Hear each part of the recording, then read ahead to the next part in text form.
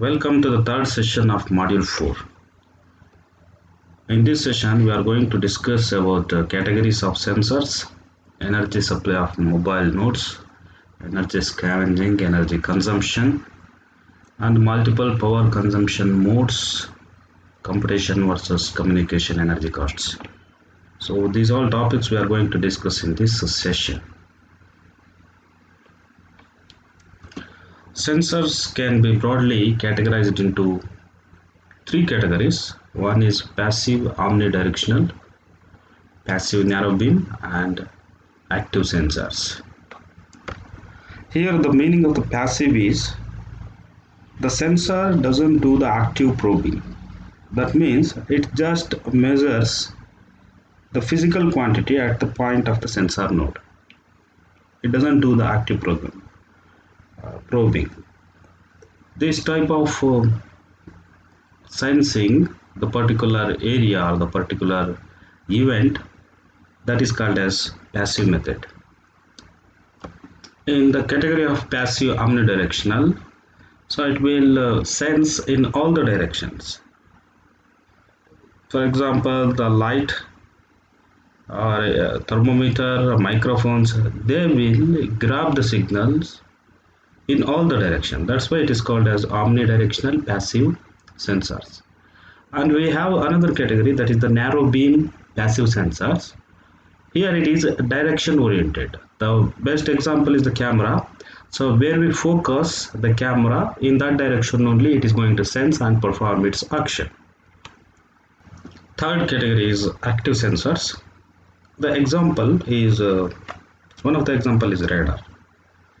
So when we want the signal in particular direction, we are going to send the signal and get back the reflection of that particular signal, and we are going to measure whether some object is present or not. In this sense, the active probing that is going to occur here. So that means, so you are triggering the environment to get the signal. So in the passive cases, you just simply measure what is sensing. Important parameter is area of coverage. So it will tell us that which region is adequately covered by a given sensor. How we can supply energy to the mobile or sensor nodes? As we know that we are using the batteries, in WSN recharging may or may not be an option. So our goal is to provide as much as energy as possible at smallest cost, smallest volume, smallest weight, and smallest recharge time, and the largest longevity of the battery. So we have several options. That is, we can use primary batteries and secondary batteries. Primary batteries cannot be rechargeable once you are using that primary batteries. So once the battery is drained out, so then that particular sensor, that's not going to perform any action. That means it's dead. Secondary batteries can be rechargeable. So we are going to adopt energy harvesting techniques. So from that, the secondary batteries can be rechargeable. So what are the battery requirements? The first requirement is low self-discharge rate. So self-discharging, that should be very less amount, and long shelf life. Capacity under load. Capacity under load is nothing but sometimes the sensor is very active, sometimes the sensor is in the sleep state. During both the cases, so the battery should be provide energy to the sensor according to its need. And the next requirement is efficient recharging at a low current, and good relaxation properties it should have, and voltage stability to avoid DC to DC conversion. To ensure constant voltage, we are going to use the DC to DC conversion. But what is the problem here is, already if the battery's power is less, So if you use the DC to DC conversion, then it is going to draw more voltage. That means the battery is already is draining out, and it will consume still more power, so the battery will die quickly. So for that, voltage stability is the requirement for the good battery. Energy scavenging technique, how to recharge a battery. So simple laptop that can be easily, you are going to plug into wall socket, so and you are going to recharge the laptop. How you can recharge sensor, particularly the node. So for that purpose, we are going to try to scavenge energy from environment. So there are different energy sources in the environment, like light and temperature gradients, vibrations and pressure variations, or airflow or liquid flow. So consider that the light energy, for that we are going to use the solar cells. So we are going to get the energy 10 microwatts per centimeter square and 15 milliwatts per centimeter square. Okay, so this is the energy we can get from the solar cells. Same way, temperature gradients, we will get some energy from vibrations and from pressure variations. So that is the method, piezoelectric method we are going to use. So for example, we are going to wear the shoe. In that shoe, so every step, so when we are walking, so it's going to, the pressure that is going to be applied, and it's going to generate the energy, so that energy that can be used. And for the air or the liquid flow also, so for that we can use MEMS gas turbines. We can generate the energy, and that energy that can be stored in the batteries for the sensor nodes. So this generating energy and getting the energy from the environment and charging or recharging the battery, it's called as the energy scavenging. So this is the figure that will tells you that overview, energy sources, and what is the energy density. So for the batteries, if the zinc air combination, rechargeable lithiums. So this is for the solar, if you use it in outdoors, so during direct sun or cloudy day. Solar in indoors, and for vibrations, acoustic noise, passive human power systems, nuclear reactions. Okay, so those are some figures. So energy consumption, we have energy per instruction. Consider that it requires 1 nanojoules. If we are using smart dust in that small battery, so that can store 1 joule, so that corresponds to, you can execute 10 power 9 instructions. Now we can calculate the lifetime for a day. Operation lifetime, that is 24 hours 60 minutes 60 seconds, that will gives you 86,400 seconds, and it will gives you the figure 11.5 microwatt as maximum sustained power consumption. And this figure, no current controller, let alone an entire node, is able to work at such low power levels. This is not feasible. Multiple power consumption modes. Do not run sensor node at full operation all the time. Whenever it is not necessary or nothing to do, so then switch to power safe mode. The question arises when to throttle down and when to wake up again. So we have generally 3 types of modes. One is the active mode, another is idle mode, and another is sleep mode. Corresponding to the radio mode, we can turn on transmitter or turn off receiver, transmitter or receiver, on or offing, radio modes both, as we are using transceivers. There are multiple modes also possible. Deeper sleep modes. So the deeper sleep modes, that is entirely dependent on hardware. For example, if you are using MSP 430, so we can get 4 different sleep modes. If we are using Atmel Atmega, so we can get 6 different modes. So as the node that will go deeper and deeper into the sleep modes, so it will consume lesser and lesser power.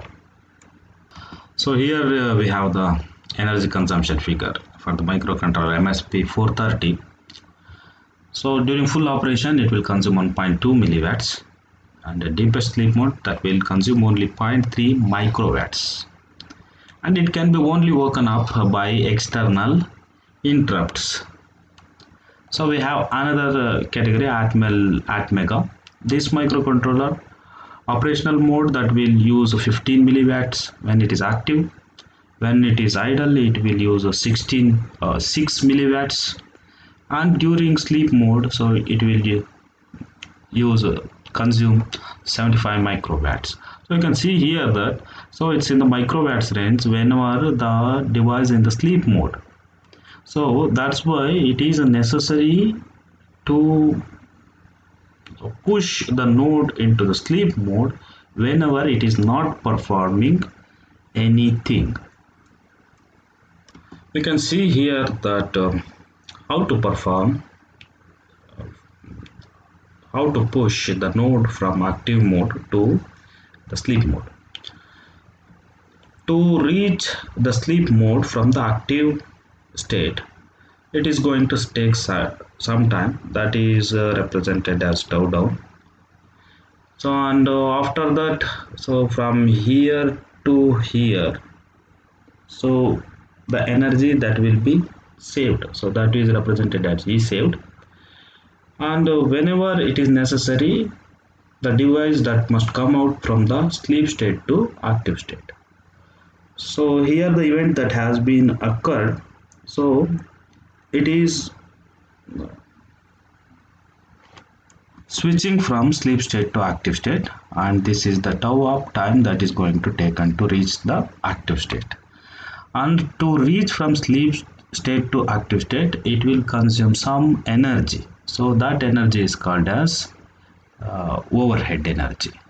So switching from active to sleep or sleep to active states, so this is good whenever the saved energy that is more compared to the overhead energy.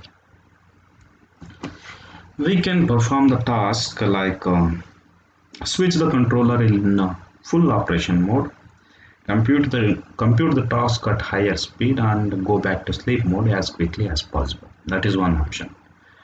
Alternatively, compute the task only at the speed that is required to finish it before the deadline.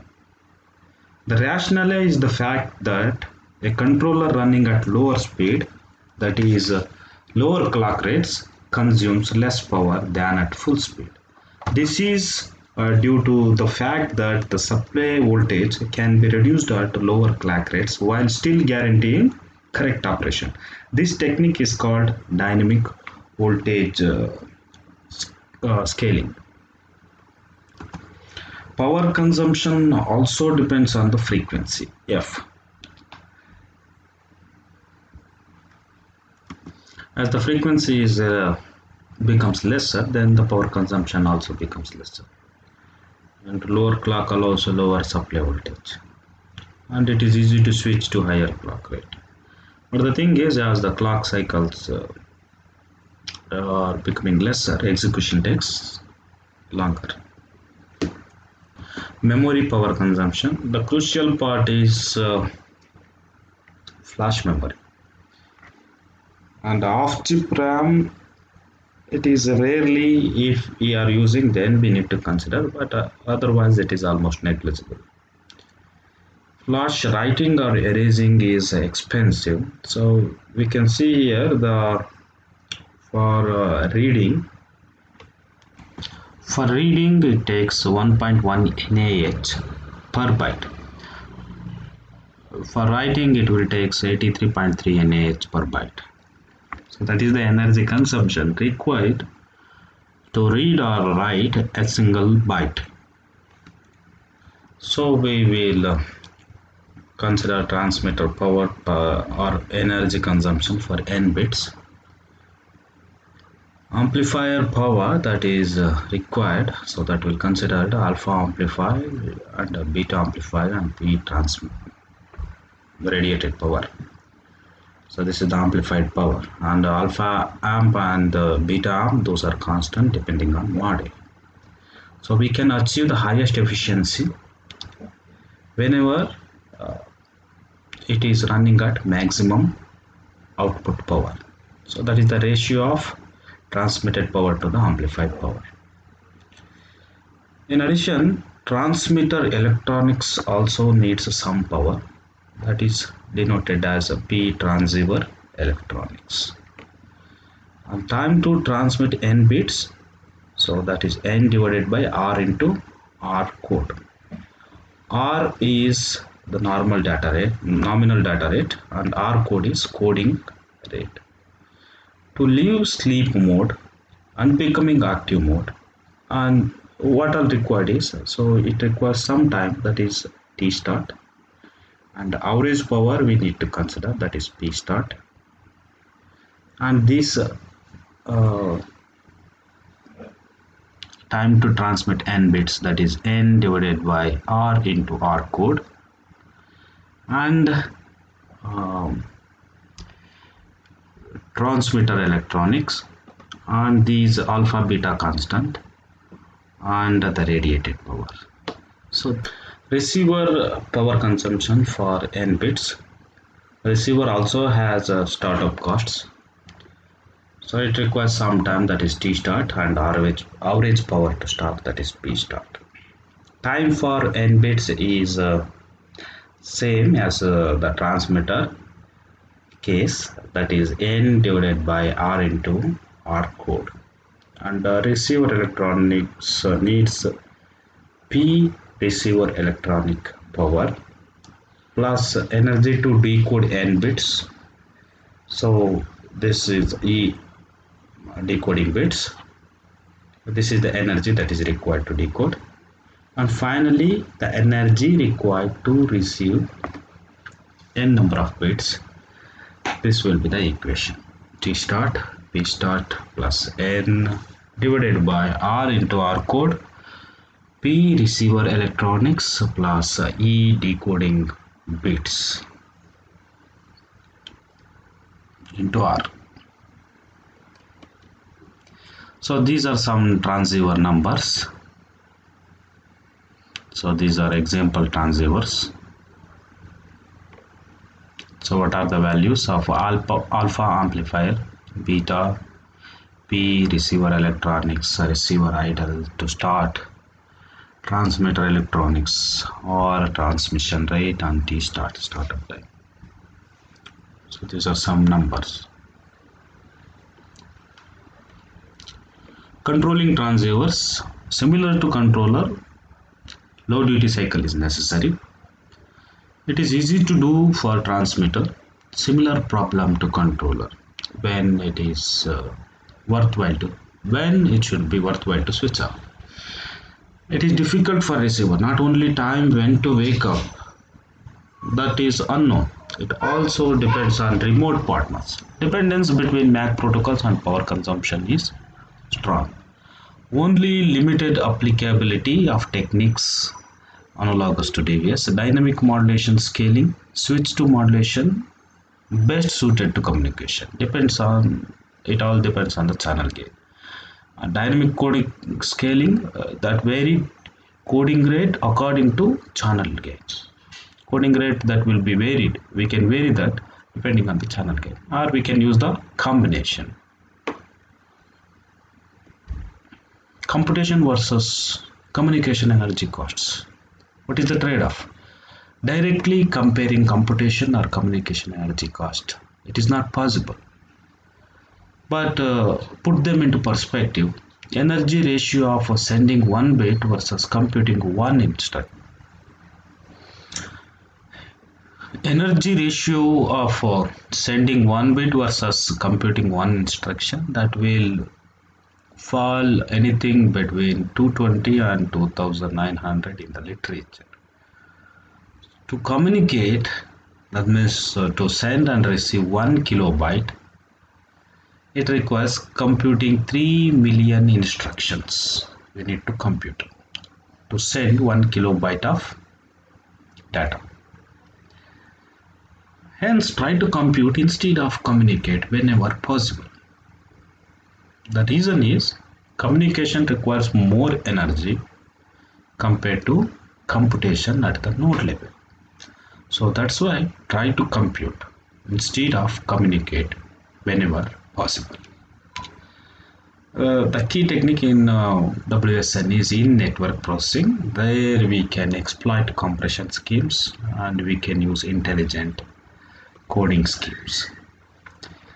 And this is the reference I have referred, and thank you.